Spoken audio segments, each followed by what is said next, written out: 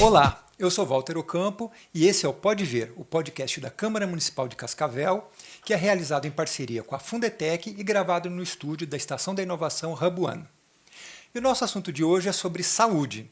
E para falar sobre saúde, eu trouxe aqui o vereador Edson Souza, que é primeiro secretário da Câmara Municipal e presidente da Comissão de Saúde e Assistência Social. Vereador, boa tarde, seja bem-vindo. E eu queria que você se apresentasse para o pessoal, falasse um pouquinho da sua trajetória até chegar aqui na Câmara. Boa tarde. Primeiro, parabenizar pela organização do podcast. Eu acho que a Câmara precisa ser mais interativa, a gente precisa que a população acompanhe mais de perto o que acontece ali na Câmara de Vereadores. Afinal de contas, é a casa do povo, mas nem sempre a gente consegue se comunicar com o povo, né? Então, acho que essa é uma bela iniciativa. Então, quero dar os parabéns para vocês. A minha trajetória... eu vim aqui para Cascavel ainda moleque, nasci em Boa Vista da Aparecida, vim com 7 anos de idade para cá. Meu pai, ele não é uma vilazinha lá de Boa Vista da Aparecida, teve a construção de Salto Caxias. Meu pai era o comerciante meio que da vila, assim e tal. Só que alagou tudo lá em volta, né? E aí só não alagou as terras do meu pai. Mas todos os vizinhos foram embora, todo mundo que comprava da gente e tal foi embora. Então meu pai se obrigou a vir também para Cascavel, e eu vim para cá com 7 anos de idade.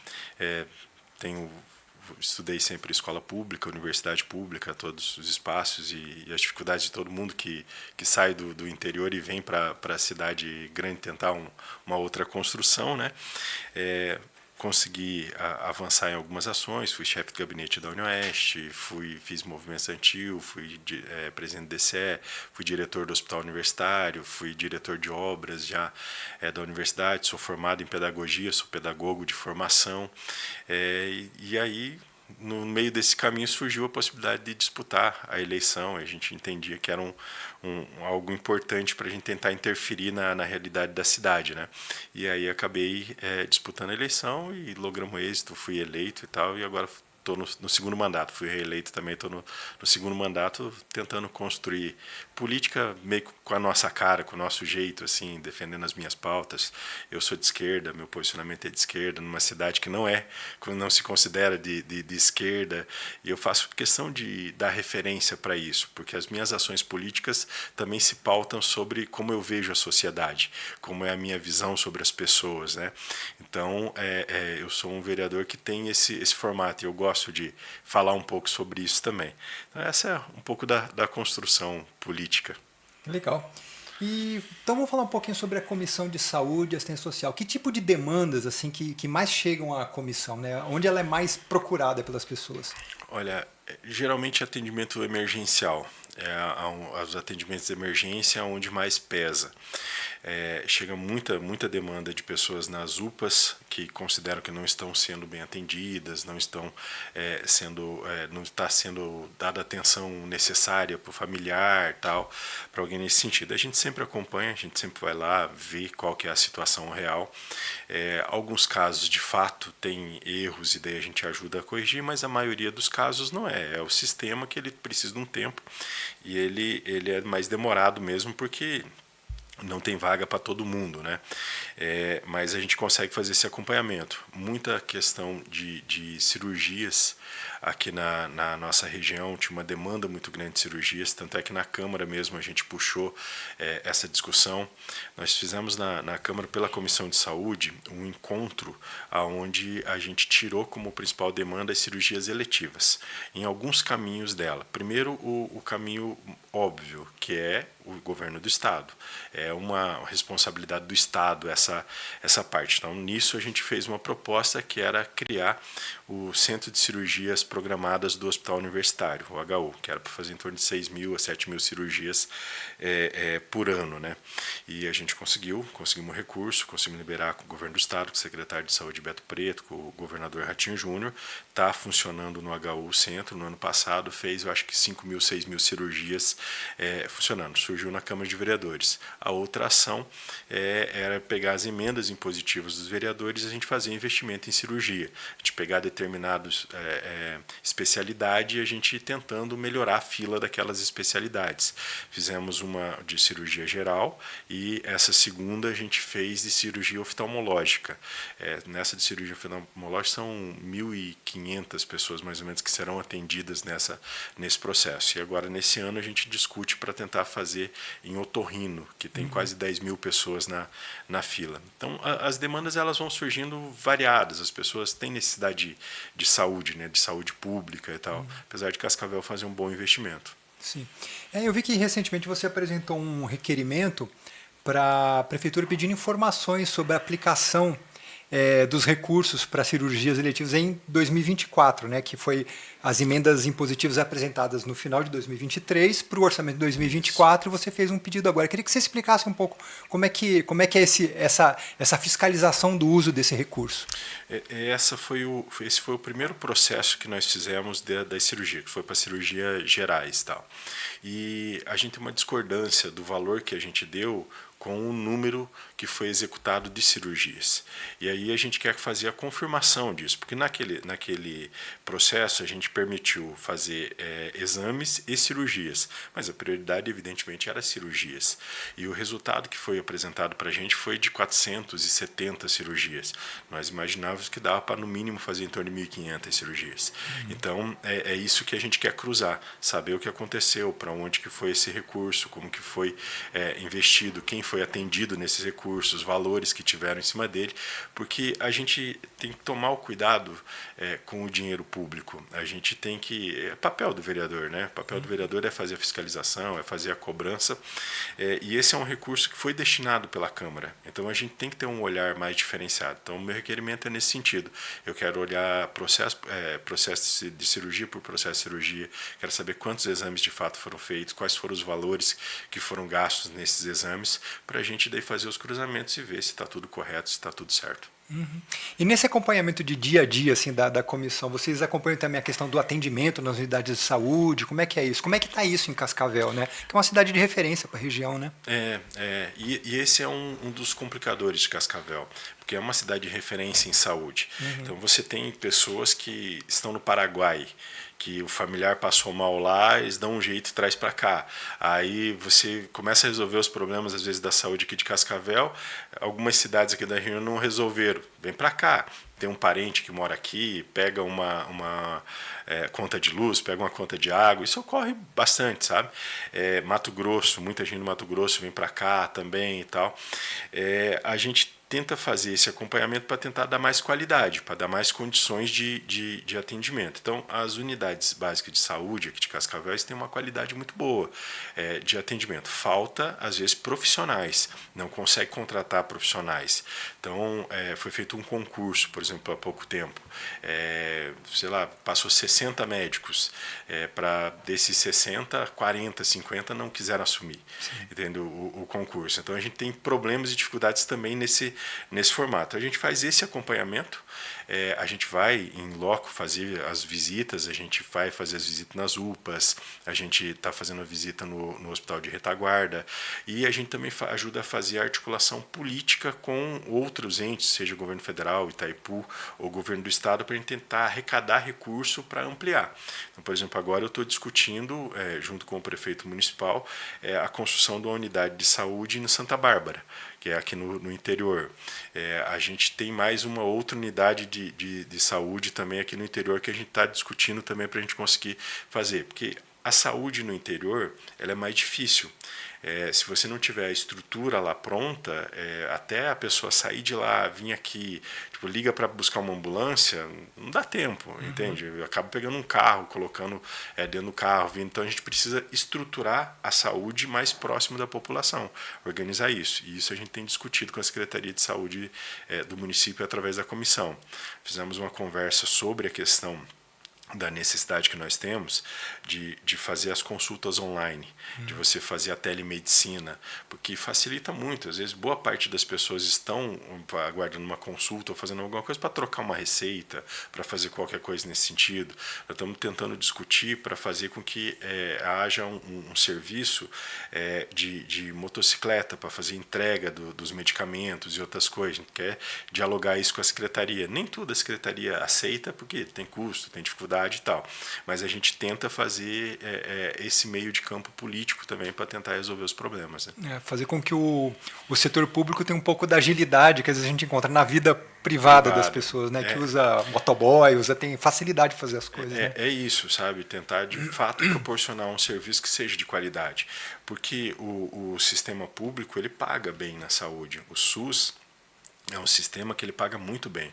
Inclusive, você vai observar, nos últimos anos, a parte dos médicos saindo do sistema privado e voltando para o sistema do SUS, porque está pagando melhor. Se você pegar, por exemplo, o Opera Paraná, que é uma mistura do SUS com um programa do Estado do Paraná sobre cirurgias eletivas. A tabela SUS é um X valor. O Opera Paraná paga 2,5 tabelas. Então, é um valor que compensa também para o médico, para o profissional fazer essa atuação. Então, começa a voltar de novo para o sistema público. Então, eu acho que a gente tem que, como agente político, a gente tem que estar próximo dessas discussões e tentar construir maneiras de melhorar, de fato, a vida das pessoas, sabe? Fazer política, para mim, é isso, é você tentar achar maneiras de que você melhore a vida das pessoas no dia a dia, sabe? E a saúde é algo extremamente importante, né? E uma marca que eu tenho visto, você até tocou um pouco aí na questão, aí falando dos profissionais, muito das suas proposições na Câmara pegam muito nessa questão do reconhecimento e da melhoria das condições de trabalho do pessoal que atua na área de saúde, dos diversos profissionais que atuam na área de saúde. Queria que você falasse um pouquinho sobre isso. Eu acho que é uma coisa básica. Se você não cuidar das pessoas que vão cuidar dos outros, que vão cuidar da saúde das outras pessoas, você já começa errando. Então, eu tenho defendido que a gente precisa, com urgência, de um plano de carreira dos servidores do município da saúde. A saúde é uma carreira muito específica. Nós estamos perdendo muitos profissionais para toda a região, indo para Toledo, indo para outras cidades aqui menores que estão pagando melhor ou que têm melhores condições, oferecem melhores condições de trabalho. E a gente precisa discutir maneiras com que a gente mantenha essas pessoas que têm qualidade de fato no serviço aqui. E a maneira de a gente fazer isso é a gente ver local de trabalho, a gente ver salário, ver saúde mental, ver como que está essa construção. Então, eu acho que isso a gente ainda peca bastante. Então, eu tenho defendido programas e projetos nesse sentido, que a gente atenda as pessoas que também vão cuidar das outras pessoas, né? Que a gente dê condições de vida. Você pega um técnico de enfermagem, você pega um salário para trabalhar numa UPA, R$3.000, entendeu? 2.000 e alguma coisa, R$3.000, 40 horas, aguentando um pique pesado lá nas UPAs. É difícil, você não sustenta essas pessoas. Aí, beleza, ele tem R$3.000, ele precisa fazer o plantão da UPA, daí ele pega um plantão no hospital privado, pega um PSS do HU, ele trabalha 3 plantões. Dorme quando? Fica com a família quando? Qual que é a possibilidade? Então, se você paga melhor, você permite que essa pessoa esteja apenas ali naquele local, tenha melhores condições de atender as pessoas naquele local. Quando eu entrei como diretor do HU, a gente tinha um dos menores salários de todo o estado do Paraná. Hoje, com tranquilidade, nós temos o maior salário do Paraná. E é justo, pelo trabalho que as pessoas têm lá, pelas condições que as pessoas têm lá. É justo, é necessário que a gente pague bem todos os profissionais. Isso na saúde, mas também para todo servidor público, né? Você é servidor público, Sim. Você sabe o tanto que você se dedica, você sabe a tua competência, o que você estudou, o que você construiu para você estar ali. Olha a qualidade do teu trabalho, sabe? Merece ser bem remunerado, merece ter boas condições, sabe? E eu acho que no serviço público a gente tem que construir isso, a gente tem que achar maneiras de fazer isso e não ver o servidor como um custo, mas sim a gente vê o servidor como um ser humano, ver como um trabalhador, ver como uma pessoa que se dedica e que a gente vai fazer um investimento para que ele possa produzir mais e dar retorno do dinheiro que a população paga para a própria população, né? Eu acho que os servidores que têm mais pressão do trabalho mesmo, das condições de trabalho, é o pessoal da educação e o pessoal da saúde, né? Sim. Quem conhece, quem tem proximidade, amizade, ou é parente de alguém que atua na área de saúde, sabe como é que é o dia a dia, sabe que eles também têm muitos problemas de saúde decorrentes do excesso de trabalho, né? Da falta de condições, né? Sim, sim. Saúde mental, principalmente. Saúde mental. Nossa, é muito caso. É muita gente, assim. Porque você imagine, nós temos no HU, a gente tem o pronto-socorro mais difícil do Paraná de você lidar. Ele é quase porta aberta. Ele tem a referência das UPAs e tal, mas deu problema, leva para lá, todo mundo acaba levando para lá. Hoje nós estamos com 90 pessoas no corredor do hospital universitário. Você imagine 90 pessoas, é um hospital. O hospital Nossa Senhora de Salete, que fechou aqui, tinha 100 leitos. Entendeu? Nós temos 90 só no corredor, no corredor do HU. Aí você imagina para esse profissional que quer dar qualidade de serviço, que quer atender bem a pessoa, que quer dar as melhores condições, ele ter que atender essas pessoas no corredor. Como fica a saúde mental dessas pessoas? Não é fácil. Tipo, a pessoa de fato tem um atendimento bom mesmo estando no corredor. É um problema de hotelaria que acaba não gerando. Mas seria muito melhor se você tivesse outras condições de trabalho para as pessoas. A pessoa vai ter um problema de saúde mental, vai ter um desgaste emocional. Isso mexe muito, assim como nas escolas, a gente sabe as dificuldades que a gente está hoje e tal, os problemas que a gente tem. Então nós precisamos pensar mais a questão do serviço público. Teve uma onda no Brasil que vem diminuindo um pouco, mas teve uma onda muito forte da extrema-direita no Brasil.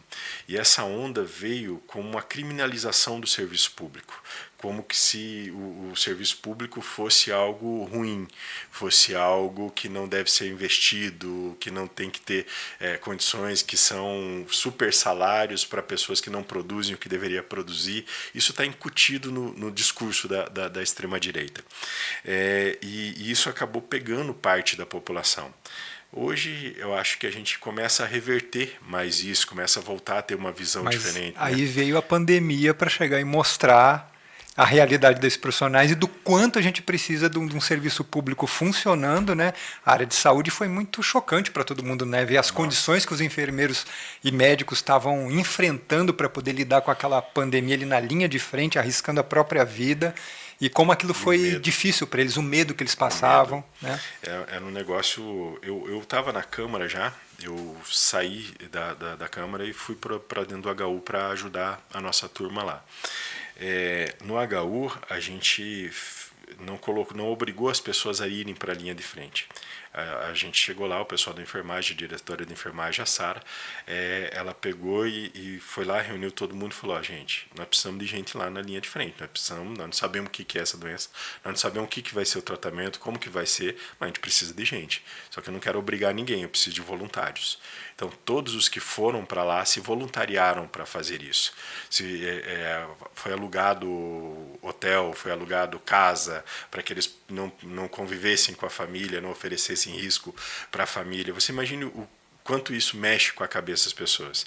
E mesmo com tudo isso, ainda nós tínhamos grupos políticos com uma lógica completamente distante do que o mínimo da ciência apresenta, dizendo que aquilo não existia, que aquilo era uma invenção, que não estava. Então é muito difícil. Você imagina você enfrentando, colocando sua vida em risco, oferecendo risco para sua família e do lado de fora apanhando de algumas pessoas dizendo que aquilo não existe enquanto os corredores estavam cheios. A gente tem, pela Comissão de Saúde, nós fomos fazer visita nas UPAs. A gente encontrou pessoas lá que tinham um respirador para 2 pessoas, que foi feito uma gambiarra para poder fazer, tipo, um respirador para 2 pessoas, você tem que ter muito equilíbrio para você conseguir fazer, senão vai morrer os dois, senão os dois acabam morrendo. As pessoas nos corredores das UPAs com oxigênio, com tudo, e a gente lá acompanhando. E ali também teve uma junção, né? De todo mundo, né? Tipo, a gente emprestou respirador de outros lugares, emprestamos para as UPAs, a gente foi conseguindo fazer um jogo para tentar salvar o máximo de vida possível, né? E eu acho que o serviço público ali se demonstrou como extremamente necessário, mesmo algumas pessoas ainda não reconhecendo isso, né? Mas ali ele foi um tapa na cara das pessoas. Só que assim, passou a pandemia. E aí fica a lembrança, mas também não vem tanto o resultado. E é esse resultado que a gente precisa cobrar, né? Tem que reconhecer essas pessoas com salário, com condições de trabalho, com carreira. A gente tem que construir isso, né? E hoje, eu acho que nem os aplausos mais tem. Né? Antes até os aplausos tinha, mas hoje nem tem. Mas é algo que a gente precisa, de fato, discutir. E Cascavel acho que avança para isso. Acho que teve ontem um anúncio do prefeito para melhorar o Vale Alimentação, melhorar mais algumas condições, sabe? Volta a ter uma abertura de diálogo com o servidor público, que eu acho que é extremamente importante. Muito legal, queria agradecer sua presença aqui hoje, né, a oportunidade da gente poder falar um pouquinho sobre a saúde, para as pessoas poderem conhecer um pouco esse outro lado do vereador também, né, que a gente está acostumado a ver o vereador defendendo proposição lá no plenário, então na sua rede social, e aqui no podcast a gente tem a oportunidade de ouvir um pouco mais. Esse foi o Pode Ver, o podcast da Câmara Municipal de Cascavel, que é realizado em parceria com a Fundetec e gravado no estúdio da Estação da Inovação Hub One. Até a próxima semana.